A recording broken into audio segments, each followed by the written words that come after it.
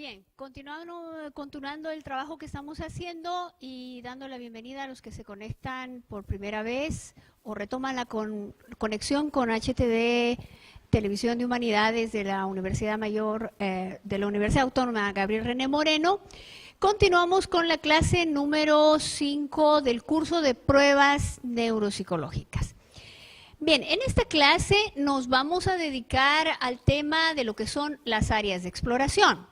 En las clases anteriores hemos revisado, como siempre, todo el aspecto histórico de cómo surgen, dónde surgen las primeras pruebas. Hemos aclarado previamente que prueba y evaluación neuropsicológica no son lo mismo.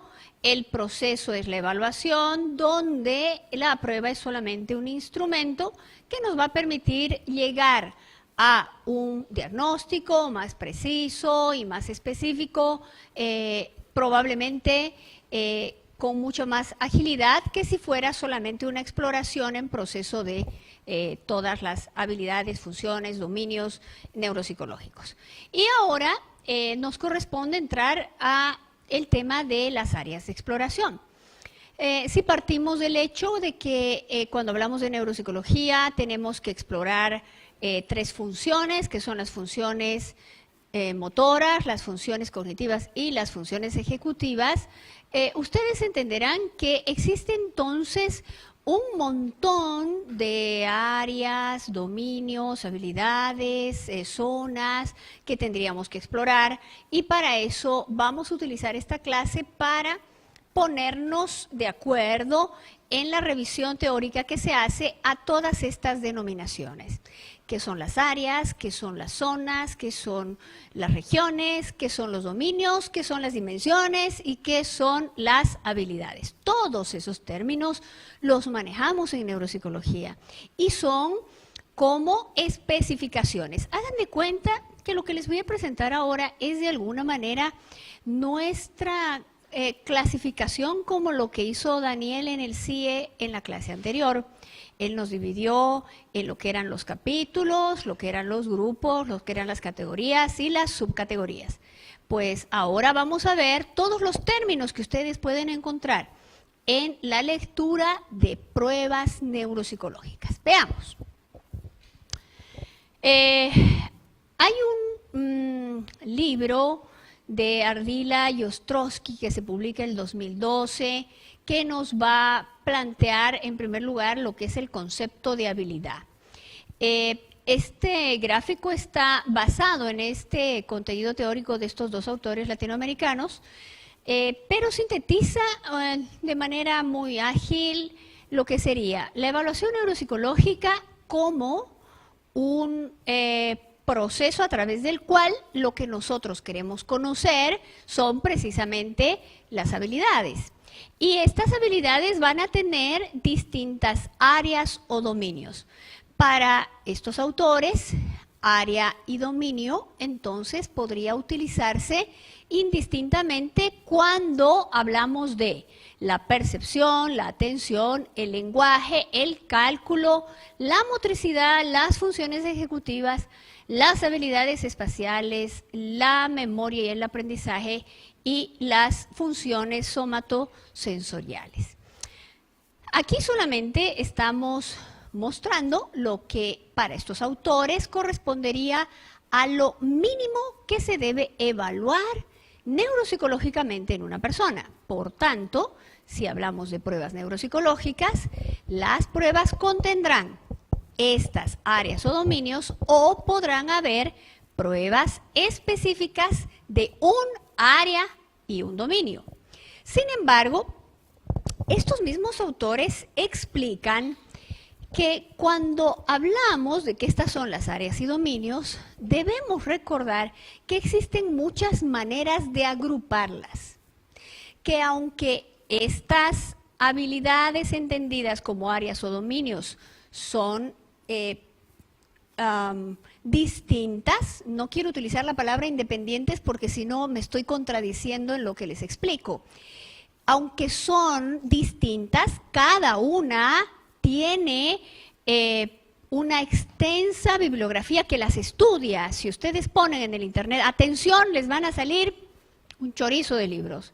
Si ustedes ponen percepción, les va a salir otro chorizo de libros que tratan ese proceso en términos cognitivos de manera independiente. Pero estos autores, al respecto de este tema, nos van a decir que existen muchas formas de agruparlas, que no podemos pensar en que, por ejemplo, la atención no tiene nada que ver con la percepción o con el lenguaje o con el cálculo, porque en muchos sentidos la atención está inmersa en la percepción, en el lenguaje, en el cálculo. Pero que también hay otras formas de agrupación diversa. Por ejemplo, podríamos pensar en que la motricidad va a estar internamente vinculada con las habilidades espaciales, porque para el dominio espacial yo primero debo poder consolidar un dominio motor. Esta es la razón por la que en un niño es importante trabajar en edades preescolares, no tanto el hecho de que se siente en una sillita y utilice una mesita, que ustedes vieron que tenemos mesas y sillas chiquititas como para ellos, y pareciera que este afán nuestro de sentarlos lo más rápido posible a una mesa, de sentarlos en una silla alrededor de una mesa y volverlos adultos lo más rápido que podamos, podría estar equivocado, porque en ellos lo más importante es lograr desarrollar sus inhibiciones y sus activaciones motoras. El control de su propio cuerpo es lo que le va a permitir además la comprensión de la espacialidad. Para que yo pueda, por ejemplo, hacer esto, tengo que tener el control motor suficiente para que en un solo pie se levante el otro y además se extienda el brazo sin caerme. Si yo le pido que esto lo haga un niño de 3 años, probablemente el niño, sin haber ingerido ninguna bebida alcohólica, ¿cierto?, no va a poder lograrlo, va a perder el equilibrio. Por tanto, fíjense que además motricidad, habilidad espacial, también estará vinculada con el desarrollo también de la percepción del equilibrio. Entonces, tenemos una vinculación de todas estas áreas o dominios en la propia ejecución o desarrollo de la misma. Entonces, no desarrollan solas, desarrollan de manera conjunta. Y cuando evaluamos una, forzosamente debemos pensar que hay una injerencia de las otras en ella. Vamos a la siguiente. Aquí vamos a rescatarles lo que Miguel Pérez, que es un neuropsicólogo de España, él ha sido durante muchos años pionero en la Universidad de Granada en torno a lo que es el desarrollo de las neurociencias, en base a una lectura que él hace de Van der Ploeg el año 2000, reconoce en una publicación los 9 principios que se deben administrar en una prueba. Cuando nosotros vamos a pensar en una prueba, entonces hay 9 principios que no podemos dejar de lado. ¿Cuáles son estos? Primero, debemos seguir los procedimientos de estandarización, de administración, como están descritos en el manual del test. No podemos hacer nuestra libre interpretación de esa prueba. Si la prueba dice que el evaluador debe estar, por ejemplo, a máximo 1 metro de distancia del evaluado, yo no puedo decir sí, pero es que yo veo bien, yo me puedo alejar más. O él es joven, no va a tener problemas si está más lejos. No puedo cambiar los procedimientos descritos en el manual de la propia prueba. Debo ser respetuosa o respetuoso de lo que indica el procedimiento en el uso de esa prueba. El segundo principio es que los test deben aplicarse en condiciones estandarizadas, más que aplicar exactamente el mismo procedimiento o el uso de las mismas palabras.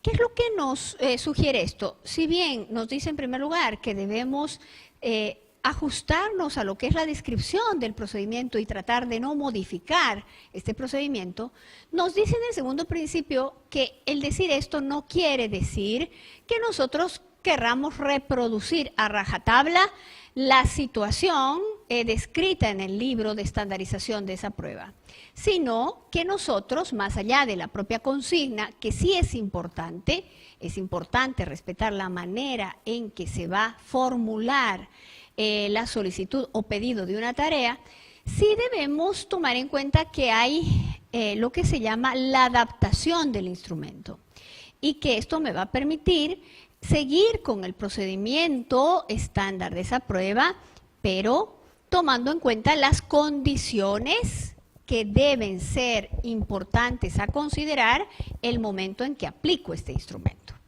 Entonces, no solamente quiere decir que hagamos lo que dice, sino que hagamos lo que dice de la mejor manera en el momento y en el entorno en el que estamos. Vamos. El principio 3 nos habla de minimizar los factores extraños que podrían influir en el rendimiento o en el resultado que nos dé la persona o el paciente. Si yo voy a administrar, por ejemplo, una prueba de atención, una exposición auditiva como en este momento, en este auditorio azul de la Facultad de Humanidades de la Gabriel René Moreno, es el aire acondicionado, esta es una variable extraña que sí podría alterar el resultado de la persona que estoy evaluando. Por tanto, si mis pruebas requieren una ambientación determinada, debo tratar de aislar los elementos externos que podrían interferir en la adecuada administración de la prueba. En el principio 4, asegurar la alerta y activación del paciente que va a ser evaluado, y para esto yo puedo hacer una administración correcta de lo que son los descansos, el volumen de mi voz y también el tono de mi voz. Es decir, que debo asegurarme de que el paciente esté conectado con la propia evaluación. No puedo evaluar a una persona que en ese momento no tiene la mejor predisposición, por ejemplo, para ser evaluado por condiciones ambientales como el calor, el frío, el ruido, y debo cuidar de darme cuenta en qué momento esta persona ha decaído en la posibilidad adecuada y real de su ejecución por cansancio, por hambre, por frío, por calor, ¿cierto? Y entonces juego con lo que serían las pausas o los descansos o los tiempos, el control del tiempo. Sin embargo, ahí es importante que recordemos, y lo vamos a ver con un principio un poquito más adelante, de manera más contundente, que debemos sí considerar que hay ciertas tareas que no se pueden suspender y que debemos ser respetuosos también de aquello que indica la prueba, como no es posible cortar ni descansar hasta llegar a un determinado ítem o número de pruebas. Vamos. El quinto principio nos habla de presentar las tareas perceptuales y visoespaciales centradas en el campo visual del paciente. Uno de los falsos negativos o falsos positivos, que sería la anotación de un resultado erróneo, tanto a favor como en contra, supone el que cuando ejecuto tareas en las que se requiere el aspecto de proximidad visual o el acceso adecuado a la visualización del paciente, yo no tomo en cuenta este factor y entonces él esté expuesto a cometer errores, no porque no pueda ejecutar la tarea, sino porque las condiciones, en este caso de condiciones visuales, no le han permitido realizarla. Pasa lo mismo cuando tomamos una evaluación a un adulto mayor que no ve. Entonces no puedo puntear como no lo hizo bien, si no pongo antes olvidó sus gafas, no trajo sus lentes, que justifican no el que no haya podido hacer la evaluación, no el que la haya hecho mal, sino que no ha tenido las condiciones para hacerla. El principio 6 nos habla de controlar el tiempo, que es lo que decíamos hace un momento. Hay preguntas que requieren ser cronometradas y no podemos olvidarnos de esto. Los tiempos son importantes porque esto nos va a ayudar a poder conocer los límites de la ejecución. Hay muchas pruebas, ítems dentro de las pruebas que nos piden que presentemos un estímulo una determinada cantidad de tiempo y que registremos la respuesta durante una determinada cantidad de tiempo también. Esto sí debe cumplirse de manera estricta. El principio 7 nos habla de proporcionar la ayuda y el ánimo necesario para mantener de alguna manera la alerta en el paciente, lo que no quiere decir que retroalimentemos al paciente con bien o lo desanimemos con mal, sino que podamos encargarnos de mantener al paciente conectado con lo que se está haciendo, para que la ejecución que nosotros registremos no esté viciada por en realidad otros elementos que no sean el que la persona no pueda realizar esa tarea o esa función. El principio 8 nos habla de revisar los manuales de los test periódicamente porque en la mayoría de los casos, así como en los libros, las pruebas pueden salir en nuevas ediciones. Las revisiones de las pruebas son importantes. A medida que un instrumento se va utilizando más veces, pueden plantearse modificaciones. Entonces, no sería correcto utilizar un instrumento bajo parámetros que ya han sido superados en la actualidad, ¿no? Entonces, debemos revisar periódicamente los manuales de los instrumentos. Y el principio 9, que nos va a decir que la evaluación neuropsicológica va a estar dirigida por objetivos y no solo guiada por la propia administración de la prueba. Por tanto, cuando nosotros utilizamos un instrumento, tenemos planteado un objetivo desde la evaluación. El objetivo no se plantea en la prueba, el objetivo se plantea en la evaluación. Y es el objetivo lo que debemos perseguir en la administración de esa prueba. Esto hace que nosotros podamos utilizar los instrumentos de mejor manera y que no utilicemos el instrumento como la medida diagnóstica, sino como una de las herramientas para llegar al diagnóstico de una persona. Bien, vamos a revisar ahora, seguimos por favor, con otro autor, Pérez y Vázquez en el 2012, van a plantear la siguiente forma de identificar y clasificar los dominios, vamos a ver más adelante habilidades y también las áreas. Empecemos con los dominios que plantean estas autoras. Los dominios cognitivos, el primer dominio cognitivo que ellas mencionan es la atención y esta atención estaría referida a lo que son los procesos que van a permitir el adecuado funcionamiento cognitivo. Sin la atención va a ser difícil, por no decir imposible, que llevemos adelante ningún proceso. Los procesos van a estar mediados por este dominio cognitivo que, según estos autores, es la atención. Y la clasificación que ellos plantean, que son la atención sostenida, atención selectiva, atención dividida y la flexibilidad atencional. Vamos a la siguiente.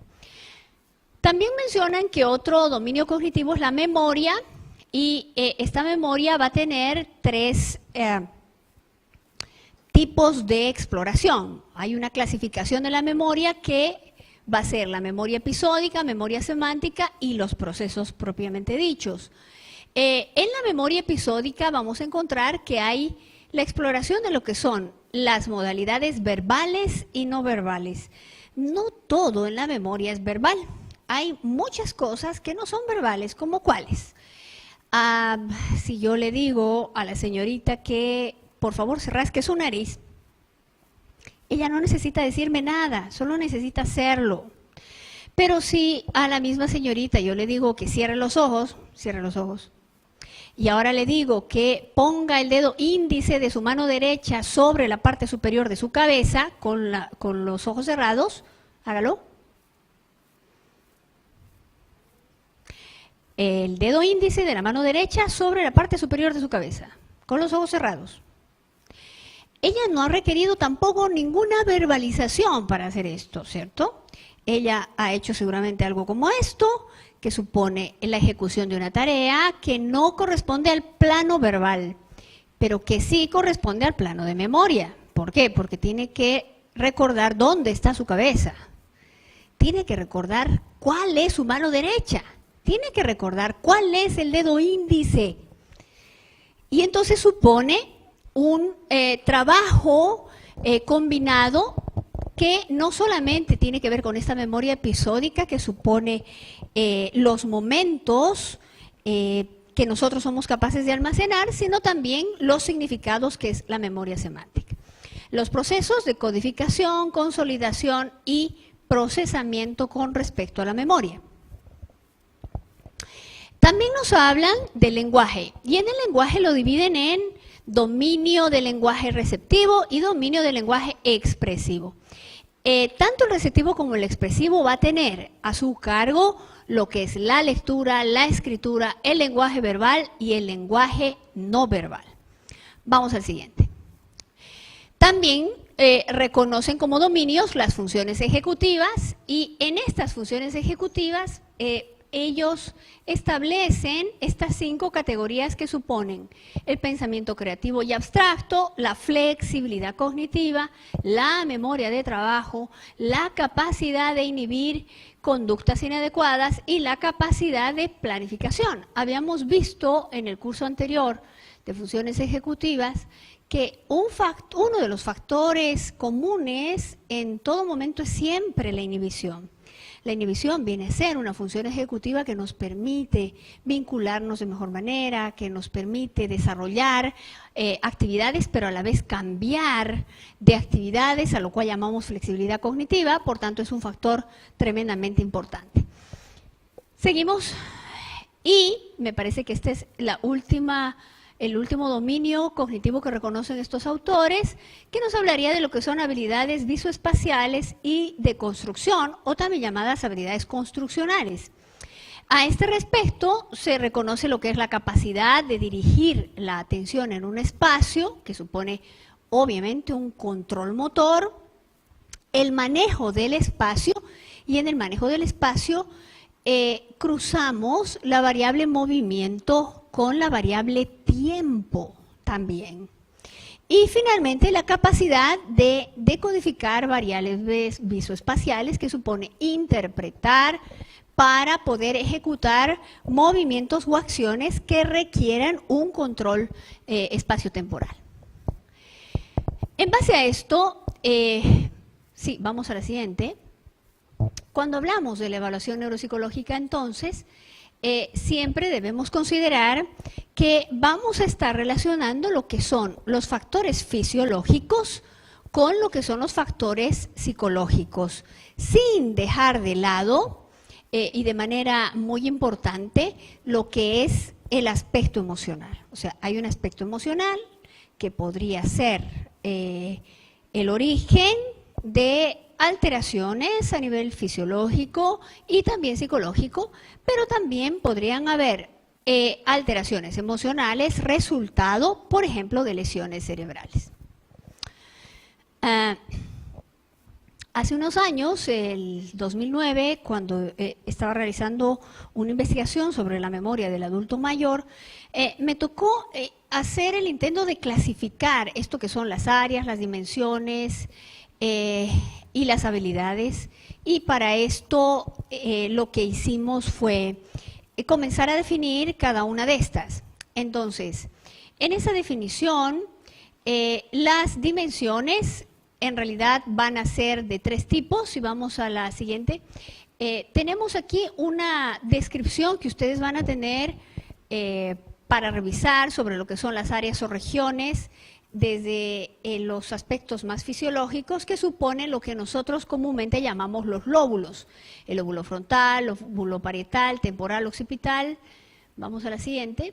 Y entramos, después de revisar lo que son las categorías de las áreas, como los lóbulos y las funciones específicas de cada una, a lo que son las dimensiones. Este tema de dimensiones, de áreas y habilidades, lo vamos a dejar para la clase número 5, perdón, la clase número 6 del día jueves, por limitaciones de tiempo ahora, pero importante recordar en torno a lo último que hemos mencionado de las áreas. Cuando hablamos de estas áreas, desde mi punto de vista, mejor llamadas para nosotros regiones, nos estamos refiriendo a los lóbulos y cada lóbulo va a tener una mayor experticia. Lo que no quiere decir que tiene solo una función, sino que quiere decir que una parte del cerebro es más utilizada para cierto tipo de procesamiento. Y entonces, si retrocedemos 2 para atrás, vamos a encontrar que en el tema del lóbulo frontal, y porque lo hemos venido repitiendo desde hace mucho tiempo, ustedes tienen una definición clásica del lóbulo frontal ahí, pero en general se reconoce al lóbulo frontal como el lóbulo o la región o el área del cerebro encargada de desarrollar los procesos cognitivos superiores y donde estaría reconocida la ubicación más importante de la personalidad y obviamente las funciones ejecutivas. En el caso del lóbulo temporal, este es un lóbulo muy importante para el desarrollo del lenguaje, especialmente concerniente a lo que se llama el lenguaje oral, el lenguaje verbal, por la conexión que tiene este lóbulo con el sistema auditivo. Por tanto, todo lo que nosotros escuchamos y comprendemos está vinculado en primera instancia con el lóbulo temporal. Siguiente. En el lóbulo parietal vamos a encontrar la mayoría de las modalidades sensoriales, exceptuando, obviamente, la auditiva que está en el temporal y la visual que está en el occipital. Pero lo relacionado con lo que son las percepciones y las sensaciones, primordialmente las vamos a encontrar referidas en el lóbulo parietal.